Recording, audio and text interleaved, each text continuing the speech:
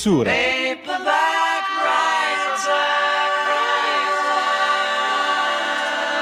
Va ora in onda Alta Tiratura con Alessandro Gnocchi.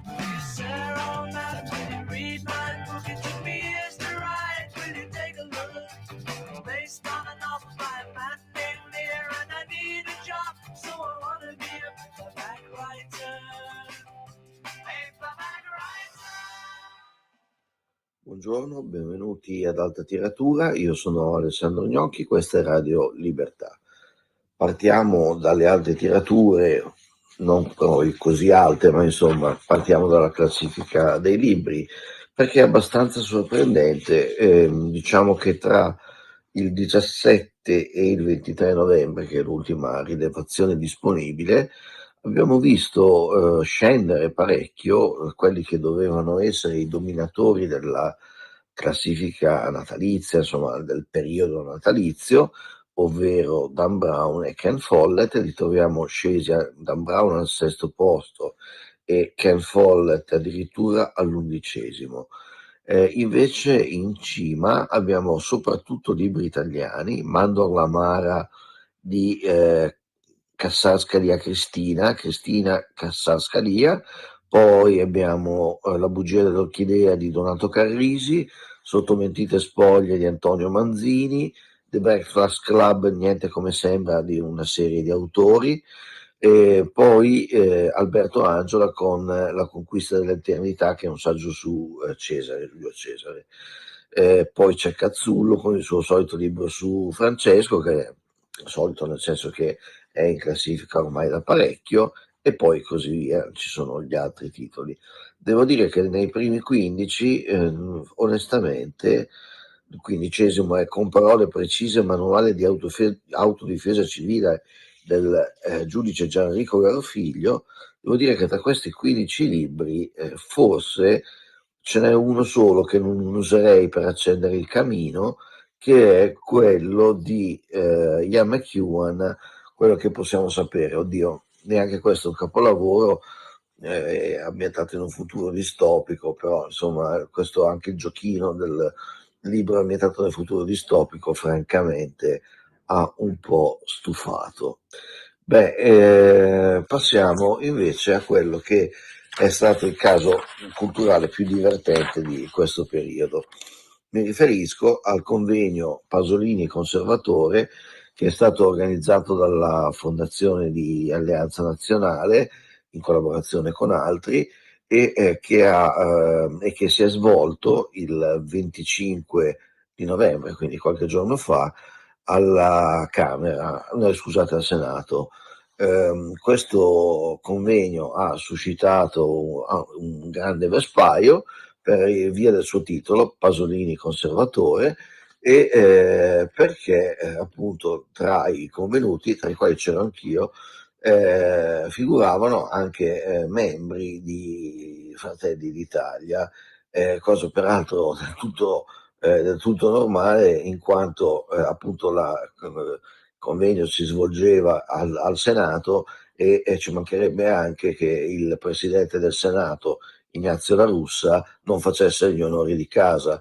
Non ha concluso il convegno, cosa che sarebbe effettivamente è stata strana, insomma, non si affidano le conclusioni al politico, perché sennò si politicizza tutto il convegno.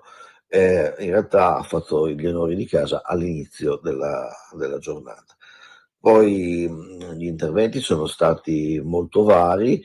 eh, diciamo che io ho parlato di Pasolini e il sacro, sulla scia di ricerche che sto facendo in questo momento e che diventeranno un libro successivamente.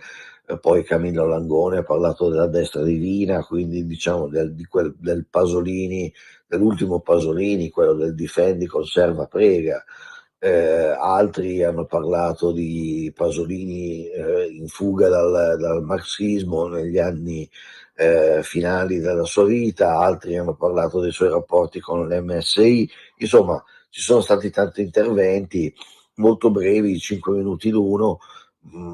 Non c'è stato nessun tentativo di appropriazione culturale, come dicevano i critici, appropriazione culturale, che sarebbe poi appunto voler ascrivere Pasolini al Pantheon della destra, ma evidentemente non era questo l'obiettivo del convegno, che voleva semplicemente celebrare i 50 anni dalla morte. Non c'è stata nessuna appropriazione, anzi è stato detto molto chiaramente e più volte che Pasolini rimaneva un uomo marxista, comunque appartenente alla sinistra, vicino al PC, anche se non militante del PC, e quindi diciamo questa critica che era stata mossa in anticipo si è rivelata alquanto stupida, perché appunto è come giudicare il libro di una... Vedete, tra poco parleremo di questo libro che è di 1300 pagine. Volete voi forse descriverlo solo dal titolo? Operazione che non è mai, che non porta mai buoni frutti, buoni risultati. Insomma, questo Pasolini conservatore, il titolo è di uno degli organizzatori, che è Francesco Giubilei. Questo Pasolini conservatore ha mandato completamente in tilt il mondo della sinistra e ha fatto sì che succedesse un piccolo miracolo, ovvero che in questo piccolo convegno che partiva con l'intento nobile di celebrare un grande scrittore che ha detto anche delle cose interessanti ovviamente per la destra, questo piccolo convegno ha finito con l'oscurare le celebrazioni ufficiali, quelle del comitato Pasolini 100, anzi il comitato Pasolini 100 si è frantumato in due parti, perché diciamo i dimissionari, il comitato era formato da studiosi di Pasolini, non tutti esattamente allo stesso livello, la parte che appunto ha protestato e che è uscita dal comitato ha accusato Giulio Ferroni, che è il presidente del comitato stesso, di aver fatto tutto da solo, di non aver coinvolto i veri specialisti della materia e di aver dato un'immagine, come dire, troppo pulita di Pasolini, troppo pulita nel senso che non fa male a nessuno, no? Scontata, apprezzabile da tutti, quando invece avrebbe dovuto mettere in luce proprio gli spunti che mettono in discussione il nostro presente. Bene, questo l'ha fatto il convegno Pasolini conservatore e non l'hanno fatto, e infatti il convegno Pasolini conservatori ha letteralmente oscurato le celebrazioni per il centenario, di cui si ricorderanno solo le dimissioni di una parte del comitato scientifico. Ma oltre a questo abbiamo visto poi sui social tutti questi personaggi che vivono, diciamo, vivono dei social stessi, nel senso che passano tutto il giorno lì a picchiettare sui tasti e come sono le stesse, sono dei tossici a tutti gli effetti, no? Perché come sapete il like scatena una specie di dopamina, un po' come sniffare, ogni like è una piccola sniffatina. Tutti questi personaggi qua che si sentono depositari della verità si sentono grandi studiosi pur non avendo prodotto niente oppure robe irrilevanti, hanno dato contro al convegno. Anche in questo caso però noi li abbiamo cercati, io li ho cercati nel pubblico del convegno, a parte che era talmente numeroso che era difficile, ma insomma non si sono presentati, anche loro hanno fatto il classico fervorino a priori e poi però nessuno si è visto, nessuno si è presentato, nessuno ha ascoltato veramente quello che il convegno aveva da dire e niente, poi hanno preso a litigare tra loro, come sempre la sinistra è così, no? Cioè, è un litigio, se non possono prendersela con la destra si massacrano tra di loro, quindi abbiamo assistito a scene francamente ridicole, con sedicenti esperti di Pasolini che nulla intendono di Pasolini e nulla intendono, lo si capisce dal fatto che mentre Pasolini era un uomo che parlava letteralmente con tutti, cioè con gli studenti di qualsiasi orientamento, di estrema destra come di estrema sinistra, parlava con la gente del popolo e con Leonardo Sciascia, ecco, loro invece questa lezione, cioè parlare con tutti e magari giudicare dopo aver sentito cosa ha da dire la gente o dopo aver letto un libro. Ecco, questo loro non sono in grado di farlo e preferiscono impalcarsi a grandi intellettuali perché non si sa, veramente impossibile capirlo, e così dire la loro buttandola giù dall'alto della loro presunta sapienza. Direi che tutte queste serie di persone hanno fatto veramente una figura barbina e si sono rivelati un insieme di buffoni, direi buffoni da social network. Bene, visto che adesso ci siamo andati giù leggeri, continuiamo ad andarci giù leggeri, ovvero ehm, c'è stato anche in questo periodo delle celebrazioni pasoliniane un grande numero di pubblicazioni, però è proprio mancato, diciamo, il libro che spiega a tutti, in parole semplici, perché Pasolini ci dovrebbe interessare la destra come la sinistra, senza nessuna appropriazione culturale. Eh, Pasolini è stato anche il poeta, appunto sì, del Difendi, Conserva, Prega, ma è stato anche un uomo che ha messo al centro della sua ricerca, da un certo punto in poi, il concetto di sacro. Adesso è inutile entrare nei dettagli, anche perché è un tema su cui non ci sono i dettagli, nel senso che mh, ovviamente ci sono stati degli studi apripista e pionieristici, però questo tema non è stato ancora sviscerato realmente. Comunque, diciamo, una cosa che agli uomini di destra può interessare di questo Pasolini è appunto, dicevo, l'attenzione al sacro. Lui cosa ci dice? Ci dice sostanzialmente che nel mondo moderno non c'è posto per il sacro, perché il sacro è un ostacolo alla, alla omologazione totale e un ostacolo alla efficienza, alla velocità del mercato.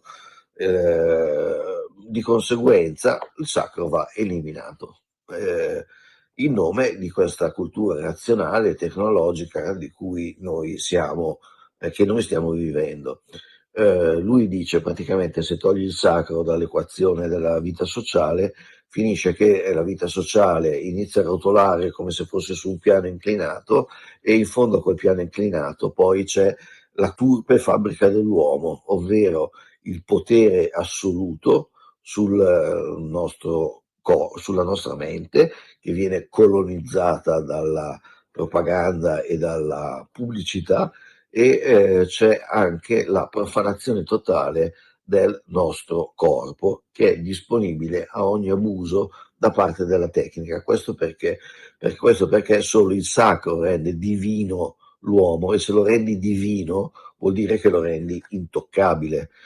Se rimuovi tutto questo diventa invece toccabilissimo, e è quello che stiamo vedendo e che vedremo sempre di più nell'interazione con le macchine.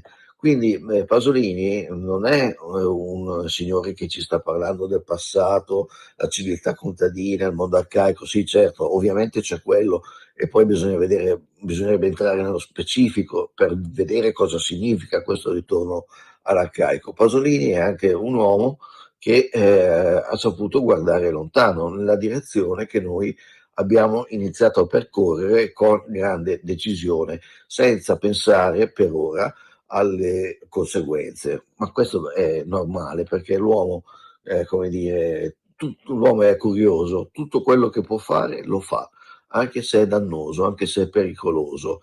E quindi anche nell'interazione con la tecnologia, con le intelligenze artificiali, noi proveremo tutto, anche correndo il rischio di essere, come dire, schiacciati, anche correndo il rischio dell'estinzione, perché l'uomo è così, l'uomo vuole sapere, e vuole sapere anche le cose, anche quando le cose potrebbero essere nocive.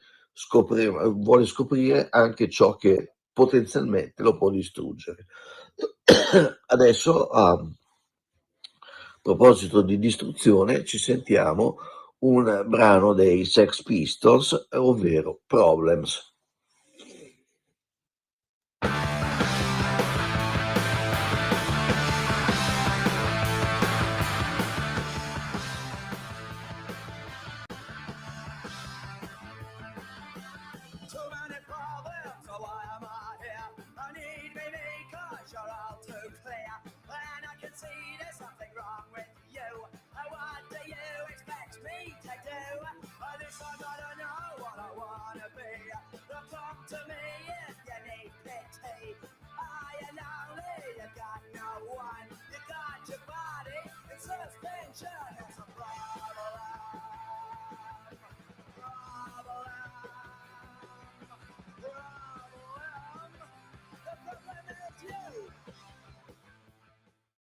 Bene, eccoci alla seconda parte di alte tirature. Adesso abbiamo parlato prevalentemente del convegno Pasolini Conservatori che ha fatto impazzire mezza sinistra italiana, e adesso però passerei decisamente ad altro, oddio, non proprio ad altro, perché parleremo ancora di destra, del Pantheon, questa volta sì, del Pantheon della destra, e di dove la destra sta andando, la destra politica.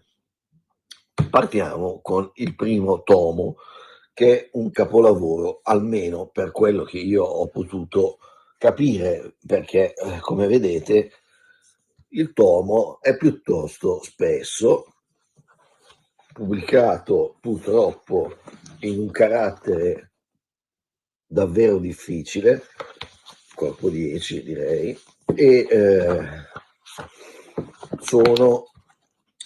ve le dico con esattezza perché voi possiate farvi un'idea, sono 1226 pagine, costa 48 euro, lo pubblica Garzanti. Che cos'è? È la vita di Giuseppe Prezzolini, l'avventura di un uomo moderno, vita di Giuseppe Prezzolini. L'autore è Emilio Gentile. Emilio Gentile è un grandissimo storico, uno degli storici più importanti del periodo, diciamo, della prima metà del secolo, quindi del fascismo e di quello che è stato appunto l'Italia tra le due guerre mondiali. Gentile qua affronta un tema molto interessante, che è Giuseppe Prezzolini. Giuseppe Prezzolini è stato uno degli intellettuali italiani più importanti, e lo è stato, diciamo, in una vita lunghissima, perché contate che lui aveva 40 anni durante la prima guerra mondiale ed è morto nell'82, centenario, aveva appena compiuto 100 anni. Inoltre era un uomo che dall'attività culturale sterminata. Credo che i suoi articoli, se non ricordo male, vado a memoria, l'ho letto sul libro ieri sera, i suoi articoli siano 3452 e sono solo gli articoli che ha scritto tra la fine della guerra e la morte, ma prima c'è una produzione altrettanto ricca. Poi ha scritto tantissimi libri e è ricordato prevalentemente per una cosa che fece da ragazzo, ovvero La Voce, fondare La Voce, che è stata la più importante rivista culturale e politica italiana, tuttora superata. La fece insieme ai suoi, diciamo, suoi due principali compagni di viaggio in questa avventura furono Giovanni Papini e Ardello Soffici, diciamo che La Voce si trovò ad ospitare tutti i grandi intellettuali dell'inizio secolo, dai letterati come Giuseppe De Robertis a invece i politici e filosofi. La Voce aveva una sua identità ben definita, diciamo che arrivò alla fine della sua corsa quando iniziarono a vedersi le prime avvisaglie della prima guerra mondiale. Erano tutti interventisti, a partire da Prezzolini, e a differenza degli interventisti di oggi che lasciano combattere gli altri, Prezzolini e i suoi amici si arruolarono in massa, anche lui fece la guerra e si congedò come capitano, grado conquistato sul campo, tra l'altro. Prezzolini è fondamentale, questo libro è fondamentale perché è basato su una quantità sterminata di documenti inediti. Lui, appunto, abbiamo visto che ha scritto 3.452 articoli, ma era un grafomane. Pensate che le sue lettere, se ne conoscono 10.000, ma sono sicuramente solo una piccola parte. Alcuni carteggi sono stati pubblicati, altri sono inediti. Poi ci sono tutta una serie di documenti inediti in alcuni archivi, anche in Svizzera, dove credo sia quello più importante, e Emilio Gentile appunto ha avuto il permesso di vedere tutte queste carte. Di conseguenza questa è fa testo, diciamo, che da qua salvo scoperte clamorose, da qua in avanti questo è il libro di riferimento per capire Prezzolini. Prezzolini è stato ed è uno degli uomini principali del pantheon della destra, ma di tutte le destre, di quella post-fascista come di quella liberale, conservatrice ovviamente. Diciamo che l'idea che esce dalle pagine di Prezzolini è che lo Stato deve fare poche cose, 3 o 4: la giustizia, l'istruzione, la sanità, prendersi cura dei vecchi, e poi la guerra, e basta. Nel senso che poi per il resto più rimane fuori dalle nostre vite, meglio è. Questo è un punto di vista liberale. Diventa conservatore qualora doveva toccare forse alcuni temi come il costume. Lì ci sono delle cose che non sono esattamente liberali, appartengono però al mondo conservatore sicuramente. È tutt'oggi un esempio anche come organizzatore culturale. Lui, dopo aver fondato La Voce, ebbe un rapporto strano con il fascismo, ma in sostanza il fascismo lo costrinse all'esilio e lui trovò rifugio negli Stati Uniti e per 20 anni fu professore nella cattedra della Columbia University di letteratura di lingua italiana, e fece una cosa che ha fatto scuola, anche se non gli viene riconosciuta. Io non ho mai visto citato negli studi di questo tipo, negli studi postcoloniali, perché praticamente postcoloniali, o comunque gli studi che vanno di moda adesso, no? Sui cosiddetti studi le scienze della cultura. Praticamente lui cosa fa? Quando arriva negli Stati Uniti si rende conto che c'è una letteratura che è la letteratura degli italoamericani e che ha una tradizione che arriva, diciamo, che comincia con lo sbarco dei primi italiani e poi diventa sempre più ricca. Ed è stato il primo a antologizzarla.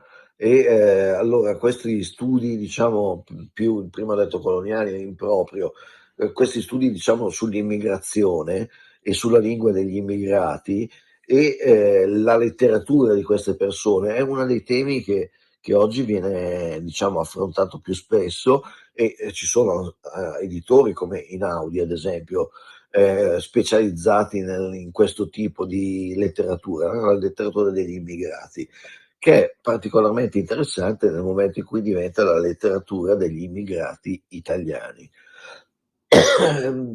Prezzolini è stato un grande organizzatore anche oltre a essere un intellettuale, lui in prima in prima persona di grande interesse, è stato anche uno capace tantissimo di valorizzare tutti quelli che gli stavano intorno. Papini è sempre stato il suo migliore amico, Sofici abbiamo visto pure fu uno della sua cerchia, ma anche altri giornalisti, ad esempio Oriana Fallaci. Oriana Fallaci diceva che Prezzolini era il suo modello per la chiarezza nel loro scrivere, e così tanti altri. Non so, una delle sue ultime interviste in TV fu con Vittorio Feltri, che è un altro prezzoliniano. Quindi, insomma, Prezzolini, grandissimo personaggio, paradossalmente, nonostante se ne sia parlato tantissimo, nonostante questo è di fatto tutto da scoprire. Era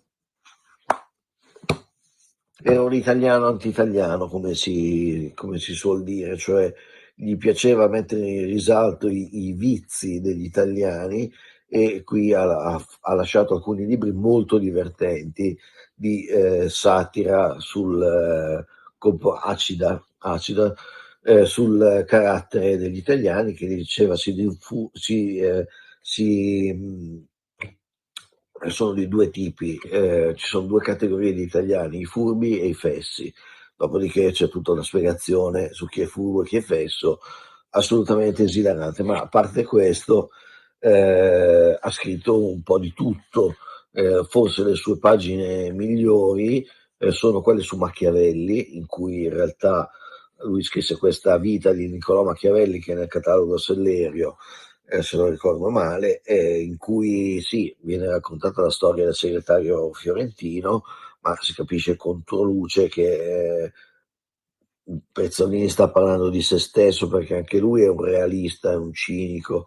Ecco, la cosa che colpisce di più aprendo proprio il volume così a caso, è l'incredibile insicurezza di un uomo che in realtà ha fatto tante di quelle cose, le ha fatte così bene da essere ritenuto un modello.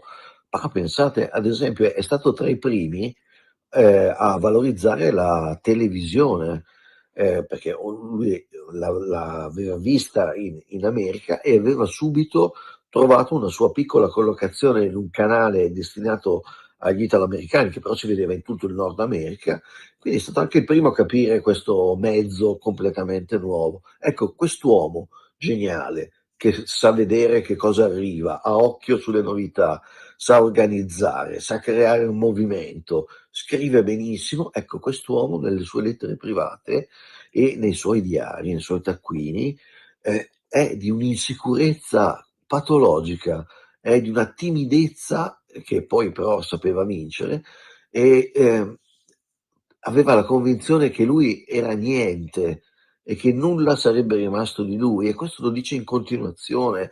È una cosa che lo ossessiona e che lo angoscia, e forse era proprio questo che lo spingeva a essere così attivo e a essere così propositivo.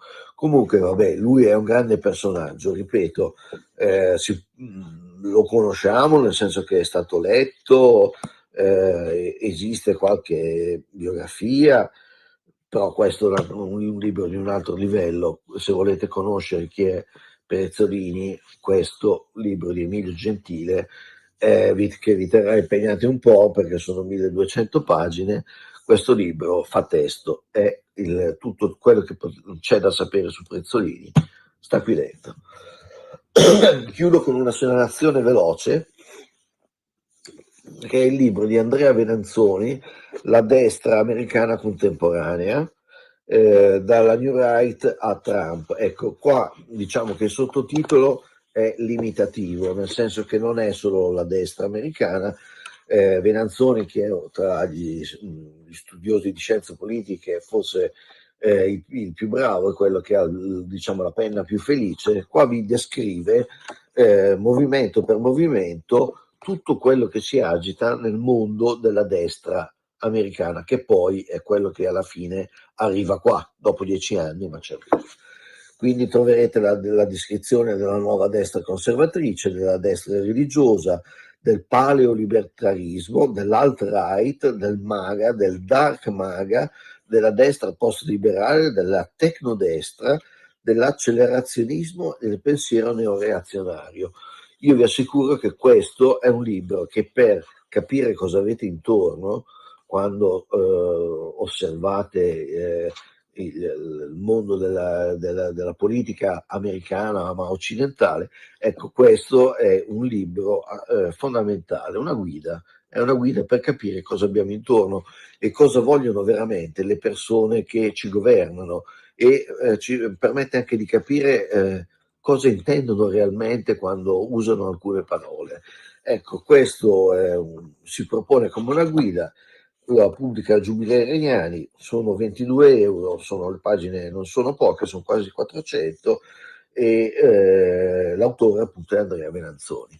Con questo vi saluto e vi do appuntamento alla settimana prossima. Ciao.